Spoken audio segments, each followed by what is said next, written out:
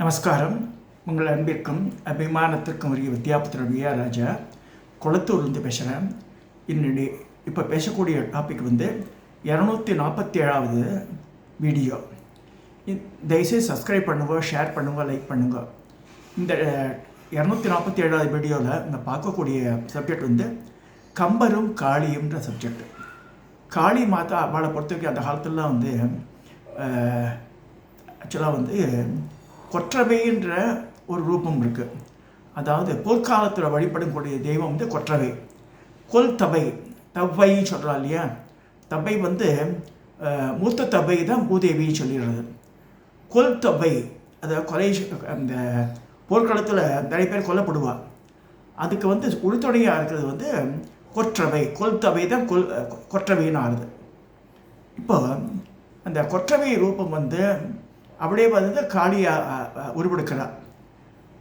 சில இடங்களில் சூலமே கொற்றவையாக வச்சுருக்கா. சில இடத்துல மகிழம் மேலே நிற்கிற மாதிரி இருக்கும். அதில் சிவன் கோவிலில் இருக்கிறது சிவதுர்கான்னு ஒன்று இருக்குது. அது பாஷாங்குஷத்தை வச்சுட்டு வராபயத்தோட மகிஷன் மேலே இருப்பேன். இல்லைன்னா அந்த பிரயோக சக்கரத்தோட சங்கு சக்கரத்தை வச்சுட்டு வராபய முத்திரத்தோட கடிஹஸ்தம் தொடை மேலே ஒரு கை வச்சுட்டு அபய முத்திரை காமிச்சு நிற்கிற மாதிரி இருக்கும். அது கொஞ்சம் சாய்வான நிலை இருக்கும். கிறிஸ் கிராஸாக காலை வச்சுருக்கிற மாதிரி இருக்கும்.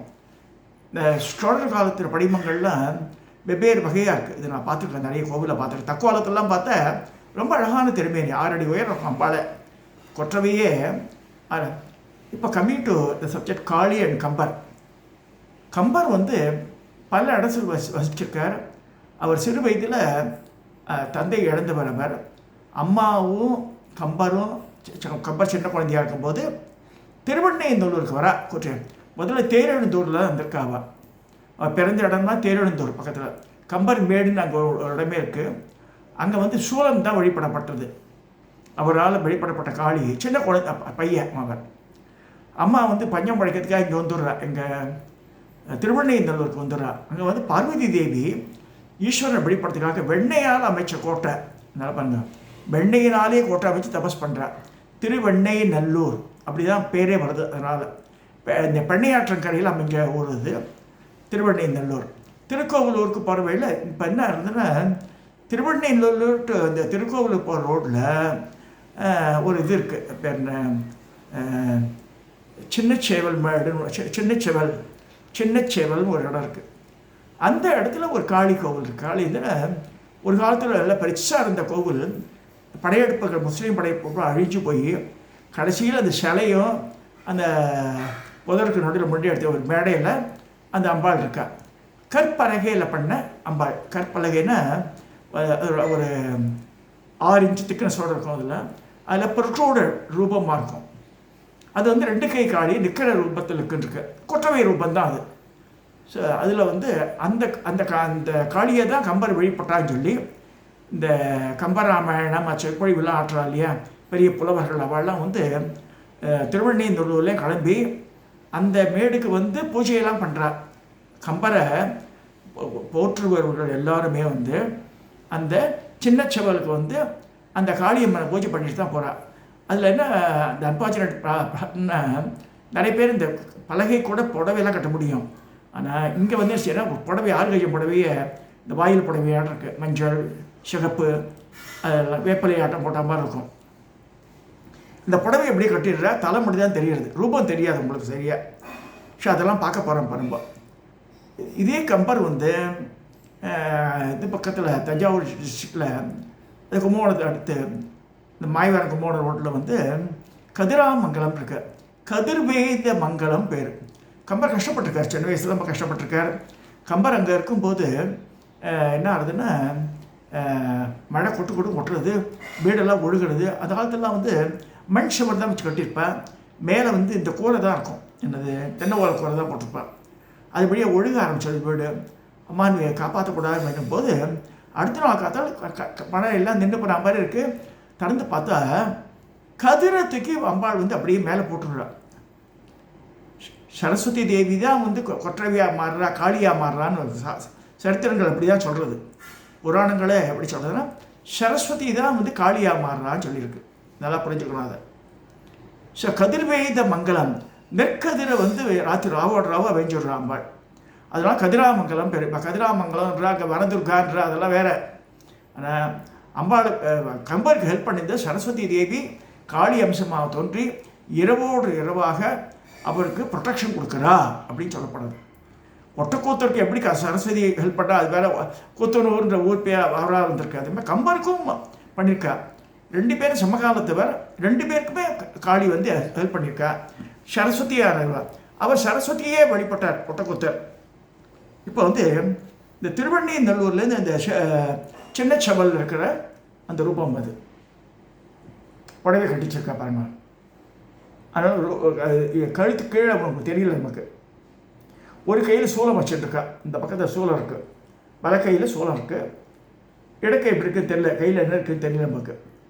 அவர் ட்ரை பண்ணியிருக்கா. அந்த ஆத்தர் வந்து ரொம்ப அழகாக எழுதியிருக்காரு அதை பற்றி. But he could not take the photo, இந்த அப்ஜெக்ஷன் வந்துட்டுன்ற மாதிரி விட்டுருக்காரு அவர். இது ஷெட்டு எல்லாம் போட்டு ஷெட்டுக்கு கீழே தான் இருக்குது இப்போ. அடுத்ததாக இதில் கூத்தூர் பக்கத்தில் ஒரு இடம் இருக்குது. அது வந்து அம்பகரத்தூர், அம்பகரத்தூர் இருக்கா. அங்கே இருக்க காளி நான் சின்ன பொண்ணும் ஒரு 2 இயர்ஸ் முன்னாடி போயிருந்தோம், கல்யாணத்துக்கு முன்னாடி. இந்த நான் இங்கே இதுக்கெல்லாம் கூத்தனூர்லாம் போயிட்டு அந்த இதுக்கு இந்த திருமலைக்காடு அதுக்கெல்லாம் போயிட்டு வந்தோம். அப்போ வரும்போது டாக்ஸி டிரைவர் சொன்னான், சரி இங்கே பெரிய காளி கோவில் இருக்குன்றான். இந்த காளி கோவில் பார்த்தா அம்பா பிரம்மாண்டம் 8 அடி உயரம் இருக்குது, 8 கையோட. அம்பகரத்தூர் காளின்ற அம்பரகரத்தூர்னு சொல்கிறார். 8 கை இருக்குது. அம்பாள் வந்து கிட்டத்தட்ட 16 பழம் வெள்ளை புடவை தான் கட்டுறாங்க, வேறு கலரே கட்டுறது. அந்த ஊர் இது வந்து ஒயிட் சாரி தான் கட்டுவாள் அம்பாளுக்கு. அந்த மாதிரி பண்ணுறாங்க.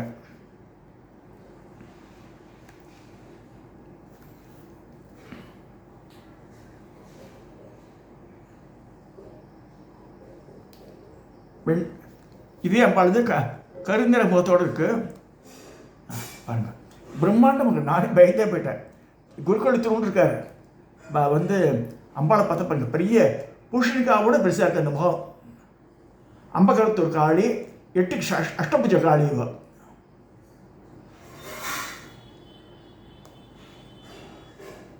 இந்த கோபுரத்தோடு போட்டிருக்காவ, அந்த பெரிய ராஜகோபுரத்தோடு இருக்கு அந்த அம்பாள். அந்த இடத்துல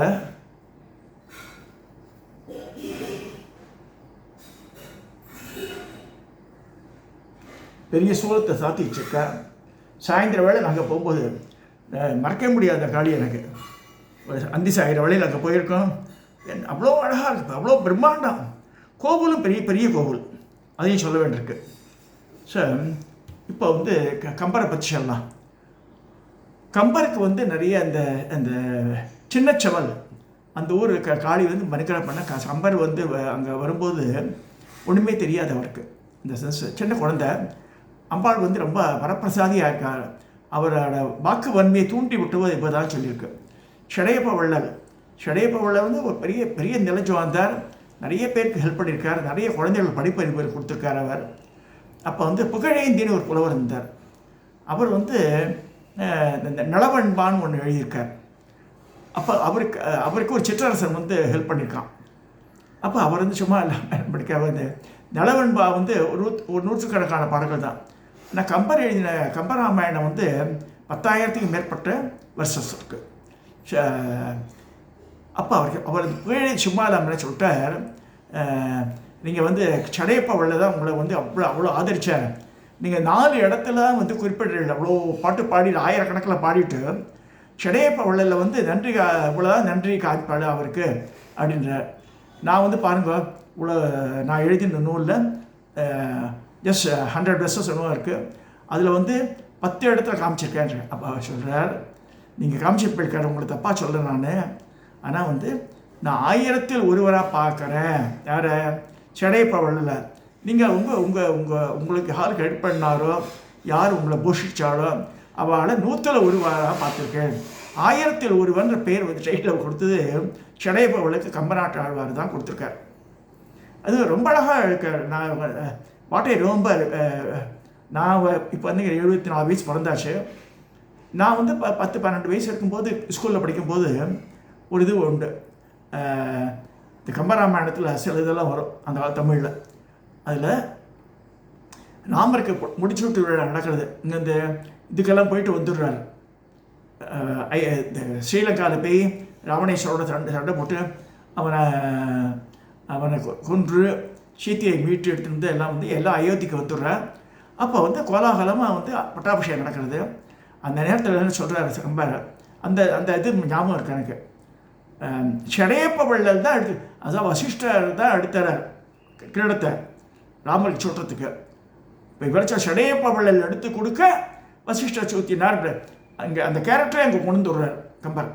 அது மாதிரி முக்கியமான நிகழ்வுகள்லாம் அந்த 4 இடத்துல பேசினாலும் அந்த முக்கிய நிகழ்வுகள்லாம் ஷடேப்ப வள்ளரை பற்றி ஷடேப்ப வள்ளர் எல்லாம் மறந்துருப்பா எல்லாருமே. கம்பநாட்டாழ்வார் தான் எழுதி கம்பராமாயணத்தில் ஷடேப்ப வள்ளரை பற்றி அவ்வளோ போற்றி வச்சிருக்கார். அது முக்கியமான இன்சிடென்ட்டு. பட்டாபிஷேக நிகழ்ச்சியில் அவர் கிரீடத்தை அவர் எடுத்து கொடுத்துருப்பான். அது ஆக்சுவலாக நடக்கலை இந்த மாதிரி. இப்போ லேட்டர் பீரியட் தானே இது. 6000 வருஷத்துக்கு முன்னாடி நடந்தது. கம்பர் வாழ்ந்து 1000 வருஷத்துக்கு முன்னாடி தான். ஸோ அந்த மாதிரி சொல்லப்படுறது. போட்டி இருந்திருக்கு அவருக்கு. யாருக்கு? கம்பருக்கும் ஒட்டக்கோத்தருக்கும் போட்டி இருந்திருக்கு, எல்லாம் இருந்திருக்கு. ஆனால் புலமையில் தேவியானவள், அந்த சரஸ்வதி தேவியானவள் நிறைய ஹெல்ப் பண்ணியிருக்கா கம்பருக்கு. ஏன்னா இதில் அம்பிகாபதி சினிமாவில் பார்த்தா கூட இவர் ஒட்டக்கோத்தை ட்ரெஸ் பண்ணணும்னு ராஜா கிட்ட சொல்லி, குலோத்தங்கிட்ட சொல்லி என்ன செய்யணும்னா விருந்து கூப்பிடுங்கோ. அப்போ அமராவதியை பரிமாற சொல்லுங்க சொல்லி பானுமதி நடிச்சு போதில் பரிமாறி இவர் டக்குன்னு பாட ஆரம்பிச்சிடுவான். அம்பிகாபதியாக சிவாஜி கணேசன் பாடுவான். வைத்தடி நோகை எடுத்தடி கொப்பளிக்கன்னு பாடிடுவான். வெட்டில் சுமந்து வந்தாள் சாதம் பரிமாறத்துக்கு. அப்போ என்ன ஆகும்னா பண்ணிக்கிறோம், ஒட்டக்கோத்தர் செல்வார் இவரை தூண்டி விட்டு குலத்துங்கன வேறு உங்கள் பொண்ணை வச்சு தான் பாடுறான் வேண்டாம்.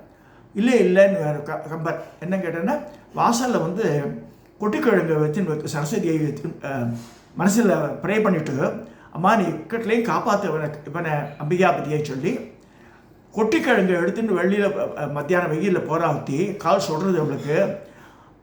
அதை வைத்தடி நோகை எடுத்தடி கொப்பளிக்கன்னு பாடிட்டாங்க அப்படின்ற. அப்போ ராஜா போய் பார்த்துட சொல்கிறான் சேவன். அப்போ கொட்டிக்கிழங்கு சரஸ்வதியே மத்தியானம் வெயிலில் விற்கிறா இவருக்காக, கம்பருக்காக விற்று அதை கூட்டின்னு வந்துடுறா. அப்போ அவன் என்ன சொல்கிறா, அந்த கழுவி சினிமாவில் எப்படியே அவனுக்கு சீன். அது ஒரிஜினலாக எப்படி நடந்துன்னு நமக்கு தெரியாது. ரொம்ப பியூட்டிஃபுல்லாக எடுத்துருப்பான் அந்த சீனை. அப்போ சொல்லுவா, எனக்கு கம்பரோடைய பாட்டெல்லாம் ரொம்ப பிடிக்கும் எனக்கு, அவருக்கு என்ன வேணால் செய்யலான்னு. இந்த கிழங்கெல்லாம் வாங்கிட்டுருவா இவ. ராஜாக்கள் வாங்கி வச்சுடும், அவருக்கு உடனே கேட்குற அளவு கொடுத்து வச்சுருவான். இதை சரஸ்வதி தேவி இவர் சொன்ன பொய் தான் சொல்ல. பையன் பாடிந்து அமராவதி வச்சு பாடிட்டான், அதை காம்பன்சேட் பண்ணுறார், அட்ஜஸ்ட் பண்ணுறாரு இவர். இது மாதிரி வெளியில் ஒருத்தி கொட்டிக்கிழங்கு வச்சுன்னு போகிற அந்த வெயிலில் அவள் போகிறத வச்சு இங்கே உட்காந்து எப்படி சொல்கிறான்னு மாதிரி ராஜாவுக்கு சந்தேகம். ஒட்டக்கூத்தரும் அந்த இது தூண்டி விடுறார் அவர் ராஜாவை. அம்பாள் காப்பாற்றி விட்டா. அப்படி அதே மாதிரி கழிவி ரூபத்தில் அந்த கொட்டிக்கிழங்கை வித்துண்டு அவள் நான் தான் சுடுமடலில் கஷ்டமாக இருக்குன்றா. அதை பார்த்து ராஜா இம்மென்ஸ்லி ப்ளீஸ் ஆகிடுறான். ஸோ கம்பருக்கு மனசார நன்றி சொல்லிடுறான். அது தப்பு மன்னிச்சிடணுண்டு. இதெல்லாம் இதுக்கு சொல்கிறேன்னு, தன்னுடைய சிஷ்யனான அந்த உபாசகன் ரொம்ப கஷ்டப்படும் போது அம்பாள் எப்படி காப்பாற்றுறான்னு இருக்குது. அதுதான் தெரிஞ்சுக்கணும். இங்கே இந்த ஹோல் கான்செப்ட் என்னென்னா, அம்பாளை பரிபூர்ணமாக நம்புறவாளை அம்பாள் ஏதோ ரூபத்தில் அவனை அந்த இக்கட்டிலேருந்து காப்பாற்றி விட்டுறான். இது கம்பருக்கு நிறைய இடத்துல நடந்திருக்கு. கதிராமங்கலம் இன்ஸ்டன்ஸ் நான் சொன்னேன், கதிர்வேந்த மங்கலம், இது மழை கொட்டுறது அந்த மாதிரி நடந்திருக்கு. அதே மாதிரி ஆற்றின் போக்கையே மாத்திரா, அது 2. அடுத்து இந்த கொட்டிக்கிழங்கு வைக்கிறது 3. இந்த மாதிரி பல இடங்களில் இருந்துருக்கு. இப்போ அந்த பேஷின அம்பாள் எங்கே இருக்கான்னா, இந்த சின்ன செவலில் இருக்கிற இந்த வானம் பார்த்தா இருக்க அந்த கோவில் அந்த இடத்துல இருக்கா. அவளுக்கு சுற்றி வேலி போட்டிருக்கு. திருவண்ணைநல்லூர் திருக்கோலூர் போகிறவா அந்த வழியாக போகிறோம் பார்த்துருப்பாங்க. ஏன்னா கம்பர் காலத்திலே இருக்கிறது பெரிய பெரிய ஆட்கள்லாம் தேடின்னு வரா இப்போ அந்த இடத்துக்கு. ஸோ காளின்ற சொரூபம் நான் திரும்பியும் சொல்கிறேன், காளினா பயப்பட வேண்டாம். இது அதை வச்சுக்காதுங்க. இந்த யூடியூப்லாம் பார்க்கும்போது ரொம்ப வருத்தமாக இருக்கு. ஒவ்வொருத்தரும் ஒன்று ஒன்று சொல்கிறா.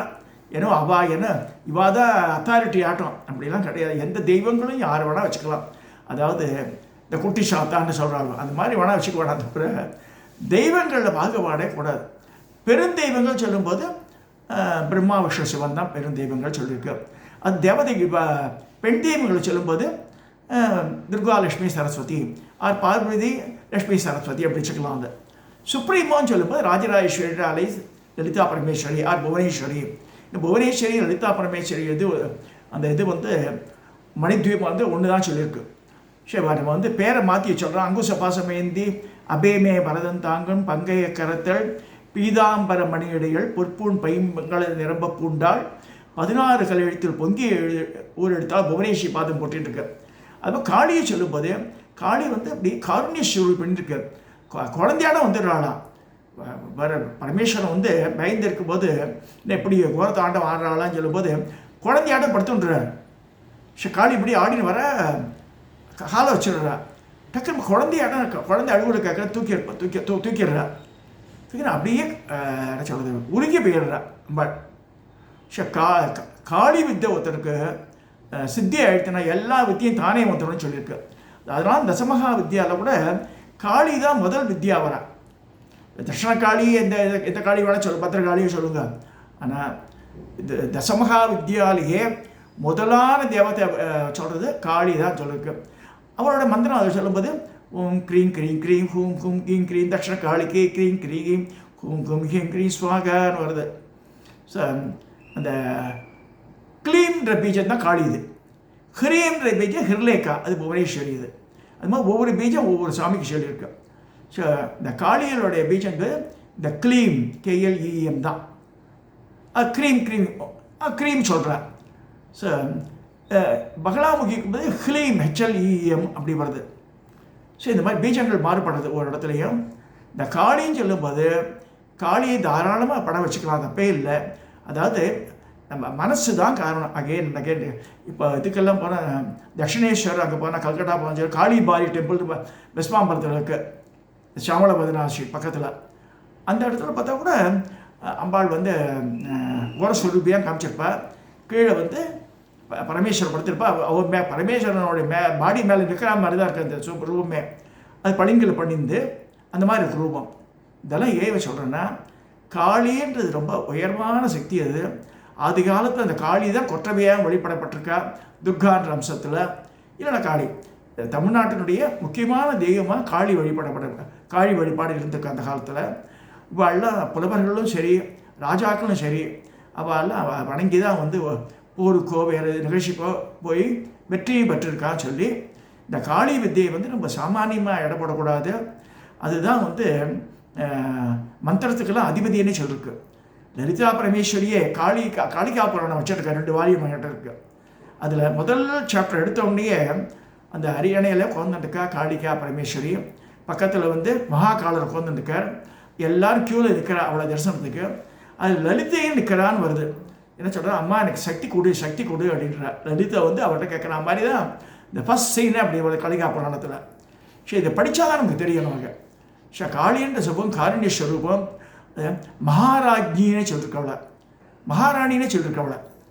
ஸோ நீங்கள் இவா சொன்னால் எடுத்துக்கூடாது. நம்ம அது காளி வித்தியெல்லாம் நம்ம முக்கிய வித்தியாக பூஜை பண்ணணும். நம்ம தேவதா ஸ்வரூபங்களில் இந்த காளியை பேஸ் பண்ணி தான் அந்த எல்லாம் மாரியம்மன் கரியம்மன் அதெல்லாம் அப்படி தான் வருது.